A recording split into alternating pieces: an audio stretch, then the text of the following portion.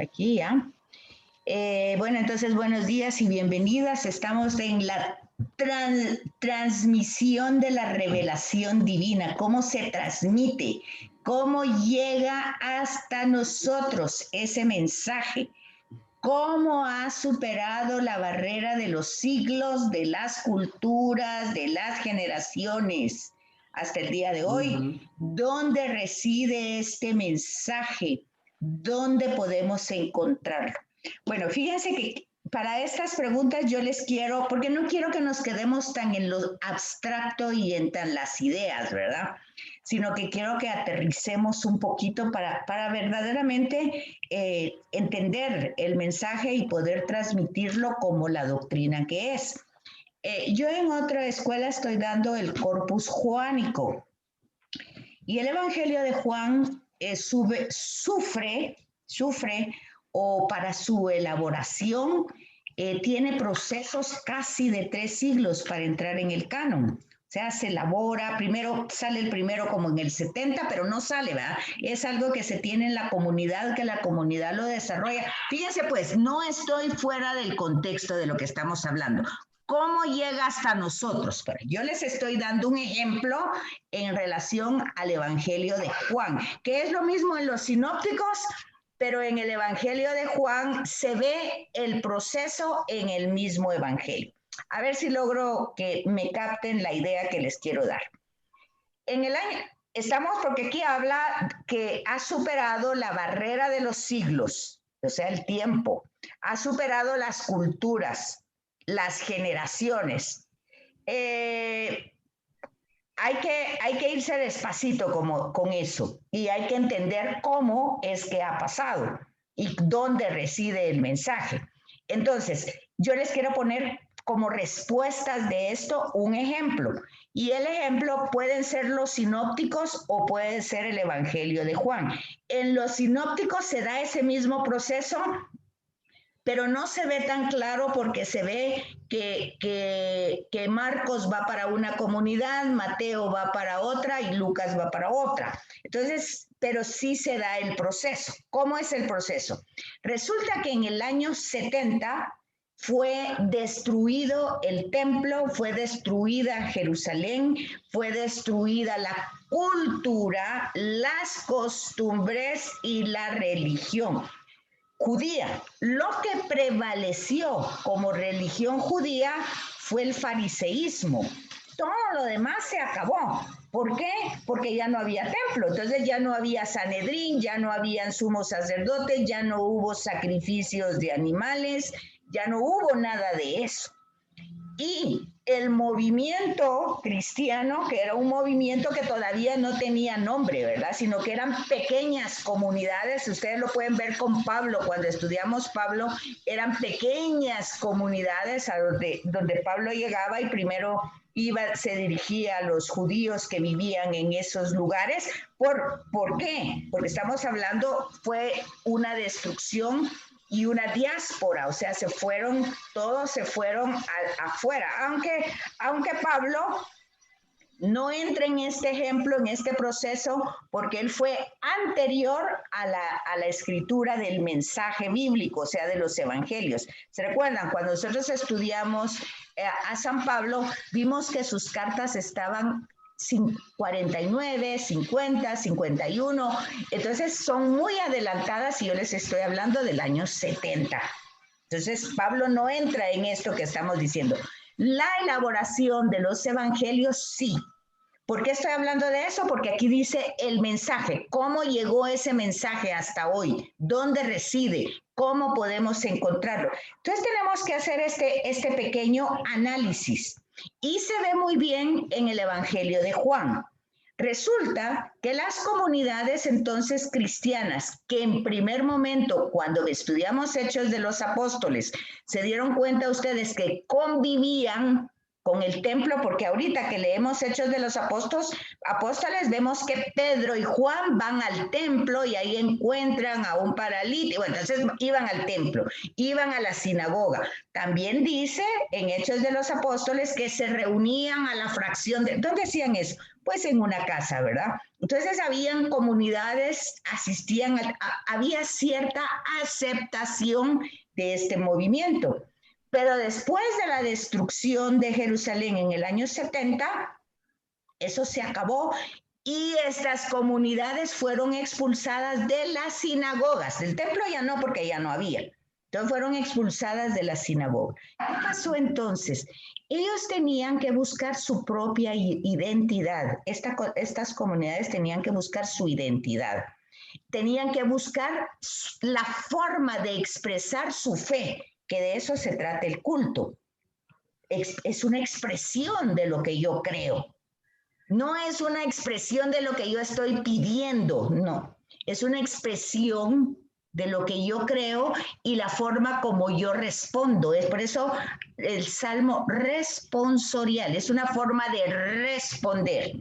Entonces, vean, por ejemplo, el salmo de hoy decía, ¿verdad? Tú vienes y salvas a todos, a toda la humanidad. Entonces, eso se ha perdido en la doctrina porque pensamos que hay selecciones. Ok.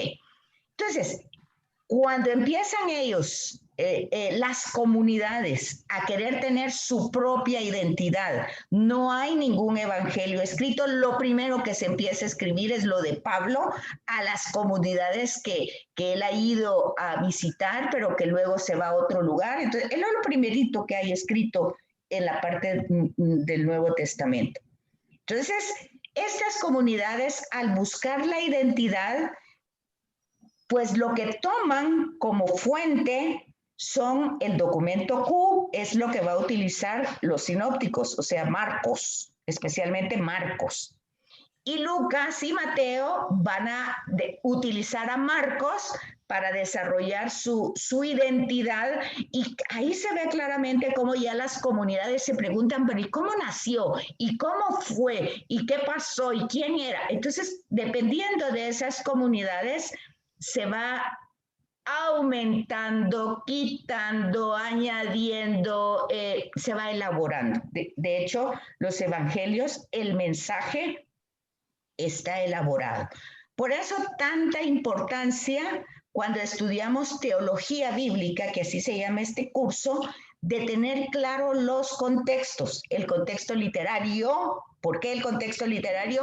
Porque si yo no entiendo qué es cómo me lo están diciendo, lo que me están diciendo, la forma como me lo está diciendo cuando está escrito, yo no entiendo lo que me están diciendo. Y entonces, por ejemplo, si yo voy a entender un himno como algo histórico, concreto, que va a pasar, pues yo tendría que salir todos los días en la mañana a la calle a ver si el Quetzal pasa con un letrero diciendo Guatemala, tu nombre inmortal, ¿verdad? Porque yo tendría que entender eso literalmente. Pero si yo sé que eso es un himno, yo no lo puedo entender literalmente, sino que voy a entender la alabanza, la exhortación que hay en ese himno. Entonces es sumamente importante cuando entramos al texto bíblico reconocer la forma literaria porque está escrito. Antes de eso no era necesario porque era una tradición hablada. Entonces, cuando se habla, hay una serie de gestos, de formas que van transmitiendo si lo que yo estoy diciendo es solo un discurso o si es algo que yo encarno y que luego transmito. Eso cuando se hace presencialmente, oralmente. Pero en forma de escritura, yo debo de entender la forma literaria con que está escrito el mensaje. Eso ya lo hemos dicho muchas veces, que la forma literaria es como la vestidura, todo y el mensaje va ahí metido. Punto número 1. Punto número 2, entonces todo se destruyó en el año 70.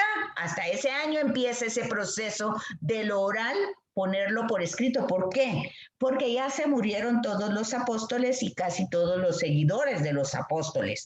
Entonces las comunidades, pues lógicamente piensan, pues ya se murieron todos y ahora ya testigos, acuérdense que la palabra griega de testigo es martirium.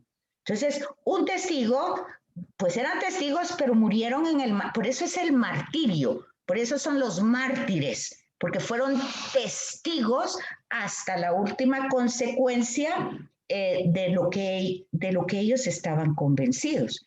Pero bueno, ya se murieron ellos y ahora ¿qué? No hay templo, los sacaron de las sinagogas, no tienen nada escrito.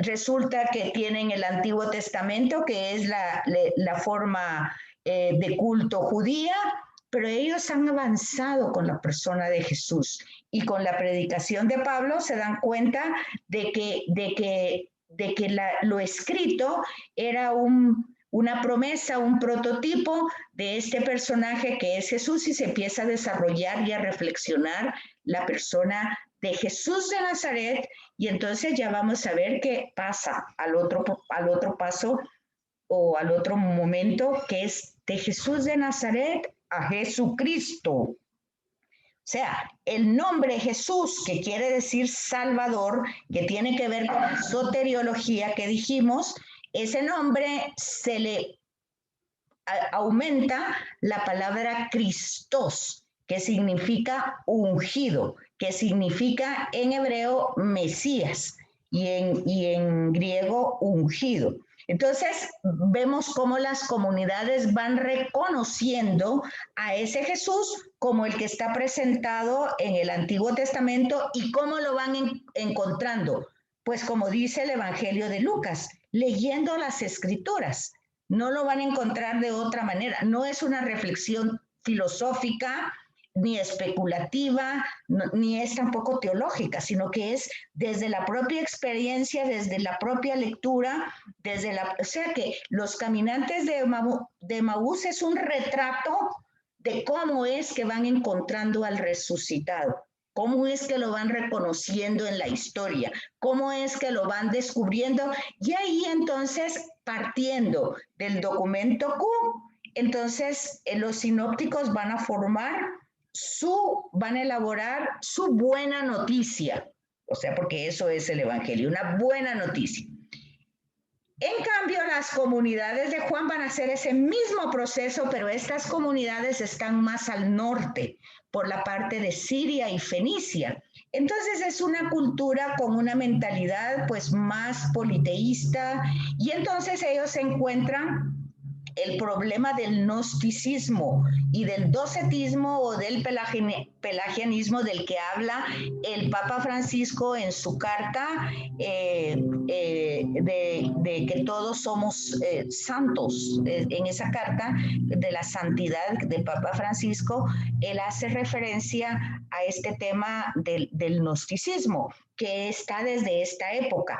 ¿Qué es eso? Pues ya el mensaje está distorsionado, porque las interpretaciones que se están dando en estas comunidades juánicas, pues es que Jesús es 100% una divinidad y le quitan toda la parte humana, lo desencarnan. Eso es una gran pérdida, una gran pobreza, una gran destrucción de la persona de Jesús. Y entonces ustedes van a encontrar la primera carta de San Juan, que también se ha estado leyendo o que se ha leído en la Pascua, y ustedes van a encontrar ese equilibrio de la carta que va a ir diciendo a los gnósticos que se van a llamar como personas que hicieron una secesión, dice ahí, se va a decir que son los secesionistas porque se apartaron. Entonces dice, ellos dicen que viven en la luz, pero sus prácticas de amor no son de luz sino de tinieblas. Ellos dicen que no tienen pecado, pero no puede ser, puesto que si son indiferentes a la necesidad del hermano, no pueden ellos estar sin pecado, ni tampoco decir que ven a Dios, que tienen una comunicación directa con Dios cuando no tienen una comunicación directa con el hermano que sufre. Entonces dice, son unos mentirosos. Entonces, todo eso es una problemática que están pasando en las comunidades. Eso no es nada así de espiritual y de algo, son situaciones concretas que quieren poner una recta doctrina. Entonces el Evangelio de Juan tiene una primera elaboración de identidad. O sea, el primer relato escrito de Juan es un relato etiológico. O sea, ¿cómo es que surgió esta comunidad? Ok, pero luego pasa el final del siglo y entonces nos damos cuenta de que la interpretación de Jesús se ha ido pues distorsionando. Y entonces va a haber otro momento donde a este relato etiológico se le aumentan diálogos. Y entonces, eso se ve muy claramente cuando ustedes leen el capítulo 4 de la Samaritana. Vemos que si uno quiere encontrarle un orden, lo que vemos ahí es que la fundadora de la comunidad de Samaria es esa mujer samaritana, pero resulta que esa mujer samaritana es de una vida un poco disipada, un poco bastante, o yo no sé.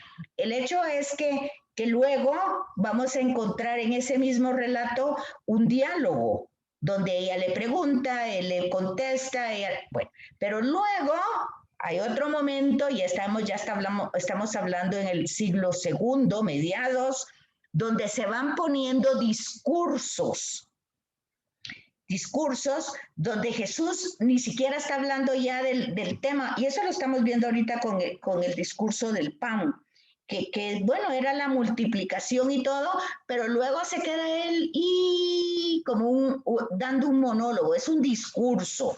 Primero pasó un diálogo, bueno, ya hizo la multiplicación del pan, pues ese fue un relato, pero luego hay unas discusiones, son diálogos, luego viene el largo discurso. Y luego, eso es una tercera elaboración. Y luego, el que entra al canon, ya en el siglo III, entonces el que entra en el canon ya es un glosado. O sea, le van poniendo añadiduras que es para que nosotros podamos entender un poquito mejor según la mentalidad de aquella época. Sin embargo, hoy con el estudio literario, pues resulta que hay añadiduras que no eran necesarias. Por ejemplo, en el caso de la samaritana, pues resulta que ponen como añadidura que los apóstoles habían ido a comprar comida y que por eso Jesús estaba solo. O sea, tratan de colocar la escena. Todo eso es un trabajo literario.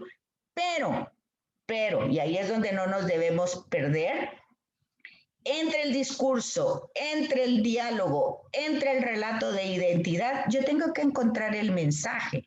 Y el mensaje es una catequesis. Y esa catequesis en lo que termina es en la confesión de fe, de que Jesús es el profeta, es el Mesías. Más adelante en Tomás es progresivo eso. Ya Tomás es Señor mío y Dios mío. Entonces toda esa elaboración nosotros no la tenemos que pasar así. Dijimos al principio del curso de teología bíblica que es un mundo y que tenemos que entrar en ese mundo con una mentalidad adecuada y con la comprensión adecuada de al mundo que voy a entrar. ¿Por qué no puedo entrar así? Voy a leerlo, ya, así ya lo leí. Fui a misa y ya lo oí. Ajá, no es así. No es así. O sea, yo tengo que entrar al texto y lo tengo que poner en contexto. Y cuando es litúrgico hay que acordarse que solo se lee pues unos versículos, ¿verdad? No se lee todo. Entonces yo tengo que ir entrando en esa hilación, en ese mundo. Porque no es un rito, fíjense bien, cuando yo voy a la Eucaristía, si es un rito desencarnado, es un rito pagano. Si yo salí igual como entré, si yo escuché y ya se me olvidó, si yo escuché o oí y no entendí, es un rito pagano, es como cualquier cosa. Pero si es encarnado, yo voy a lo que voy a un encuentro personal con el Señor, voy a reconocer mi limitación, la estructura litúrgica lo va dando.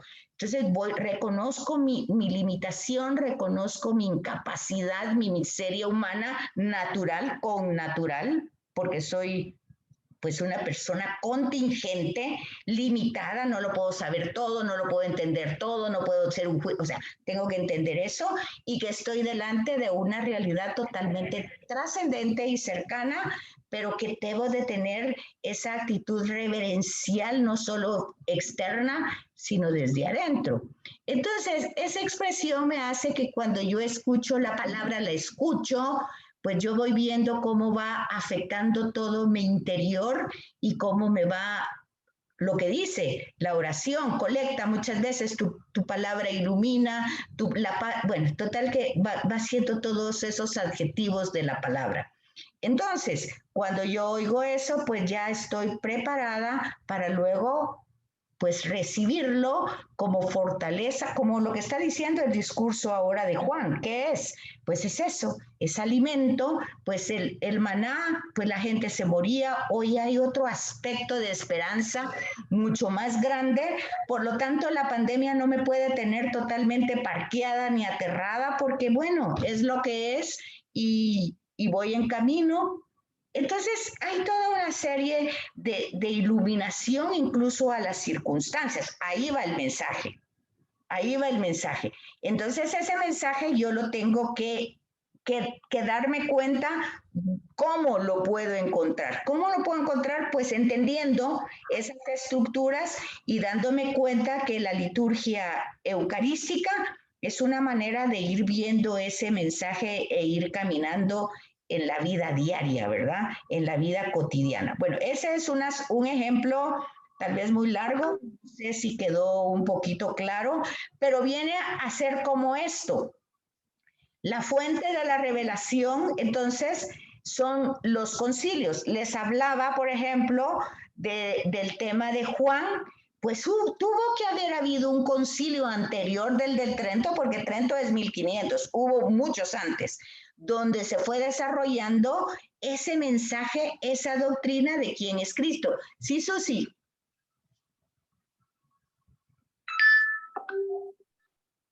Déjame, Dime. me quedó una duda, ¿sí? Tú dijiste al principio que no podíamos tomar las cartas de Pablo como transmisión de la revelación. Creo que no entendí, me perdí. ¿Qué era lo que querías decir? No, ¿Que tomaste en cuenta? O sea, que lo que en Pablo no hay es un proceso de elaboración, porque fueron cartas que se dirigían, las escribió él, o sea, no venían de, sí venían de una reflexión de la tradición oral, porque él dice, porque yo les transmito a ustedes lo mismo que he recibido. O sea, sí hay una transmisión oral que él recibe, pero luego él escribe. Aquí no tenemos el problema cuándo se escribió, dónde se escribió, quién lo escribió, quién es ya sabemos que es Pablo, si no lo escribió él, lo dictó él o su discípulo, pero él lo firmó, él estaba ahí. Eso ya lo sabemos porque él mismo lo dice en las cartas. Eso no pasa en los evangelios. Los evangelios no sabemos quién lo escribió, sabemos que fueron comunidades de esa área, pero no sabemos de una persona específica. Y en el evangelio de Juan, mucho menos, porque fue un proceso muy largo, muy largo, entonces, de siglos. Entonces, y aquí vamos viendo que ese proceso se va dando en los concilios, cuando se va viendo que la doctrina pues está muy diversa, muy interpretada de muchas formas, pues entonces aquí la Sagrada Escritura tiene que irse, como ya no se va a cambiar el canon, fíjense bien, el canon ya está puesto, ya está ahí, es lo revelado, lo inspirado, entonces se utiliza la tradición apostólica. Esa tradición apostólica es la que va a ir dando las bases de la interpretación. Entonces, por ahí vamos. O sea que con Pablo lo que yo puse el ejemplo es que no lo podemos comparar con los evangelios porque ahí sí sabemos exactamente la fecha en que lo escribió, el objetivo, o sea, el mensaje que quería transmitir y pues es una carta, y eso ya lo vimos. En cambio, en los otros documentos, pues ya vemos que es una interpretación y una elaboración. A eso me refería cuando no se puede. Gracias. Comparar, ok. Entonces, esta revelación, dice, sobrenatural, se contiene en los libros escritos y en las tradiciones no escritas, o sea, las orales, ¿verdad? Que recibidas por los apóstoles de boca de Cristo mismo o por los mismos apóstoles bajo la inspiración del Espíritu Santo, transmitidas de mano en mano, han llegado hasta nosotros. Esto tiene que ser matizado y comprendido. Sí, sí es una revelación en el sentido sobrenatural, porque otra vez utilizo el Evangelio de Juan. ¿Por qué? Porque Jesús es un testigo ocular, o sea, es un testigo de el Padre. Hoy mismo decía, hoy en la lectura, porque decía, cierto que nadie ha visto al Padre, solo aquel a quien Él ha enviado. Y ha dicho en la lectura de hoy, nadie puede venir a mí si no es el Padre, o sea, la iniciativa es del Padre. Entonces, Jesús es la persona que revela. ¿Por qué? Porque es testigo. Cuando los judíos le preguntan, ¿y tú por qué haces eso? ¿Cómo es posible que tú des testimonio de ti mismo? Dice, no, yo no doy testimonio de mí mismo. El Padre da testimonio de mí y yo doy testimonio del Padre. O sea, aquí la cosa no es que yo vengo a decir lo que yo quiero. Si ustedes se dan cuenta, es un tema muy importante porque Jesús no es original en nada. No es original en su amor, porque el amor lo recibe del Padre. No es original en lo que dice, porque lo que dice es lo que vio del Padre. No es original de lo que hace, porque lo que hace es la voluntad del Padre. Entonces, todo está relacionado con el Padre, no con Él, no con su yo. Entonces, Jesús es un receptor. Pero cuando el Shema dice, eso lo dijimos hace 8 días, cuando el Shema dice, acuérdate, Israel, amarás al Señor tu Dios con toda tu alma, con toda tu mente, con todo tu corazón, con todo tu ser. ¿Quién ha hecho eso? Solo Jesús. Solamente Jesús. Ok. Cuando dice, ¿quién puede entrar en tu altar? El hombre de manos limpias, de corazón puro, de mirada perfecta, que no ha hecho mal a nadie. Y hay una lista. ¿Quién ha hecho eso? Solo Jesús. Entonces, ¿pero por qué lo ha hecho él eso? No por sus capacidades humanas. Fíjense que lo que les estoy diciendo es muy importante porque muchas veces, aún con todas las mejores intenciones, yo se los decía hace 8, tenemos ese tema con los santos y no digamos con María, ¿verdad? Que tienen su lugar, lo tienen, que tienen su intercesión, lo tienen, que son la iglesia triunfante, lo son, que interceden constantemente, pero el punto central, el mensaje es Jesús. Él es el mensaje. Él es la buena noticia. Y eso no hay que perderlo de vista. Ok. Todo lo que se venga es lo que decimos en misa. Por Cristo, con Él y en Él. El centro es Él, no es nadie más. Y eso hay que tomarlo muy en cuenta en el mensaje bíblico, ¿verdad? Podemos interpretar, reflexionar y todo lo que ustedes quieran, pero siempre el lugar central es totalmente Jesús de Nazaret. Va.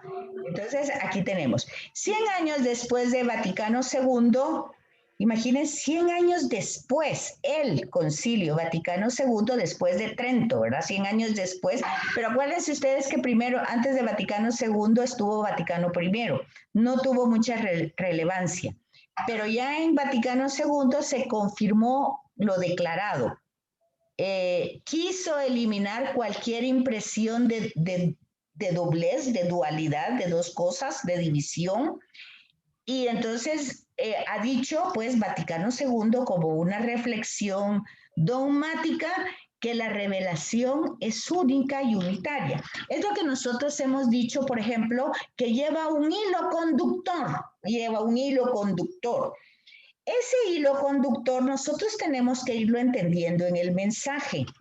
Porque, por ejemplo, cuando nosotros centramos la atención, eso también ya lo hablamos anteriormente, cuando centramos la atención en Abraham, en la fe, que Abraham, padre de la fe, que lo es, no es que no lo sea, pero que nosotros vemos pues que tenía esa capacidad de entregar a su hijo, también tenemos que ubicarlo eso en un contexto cultural de la época.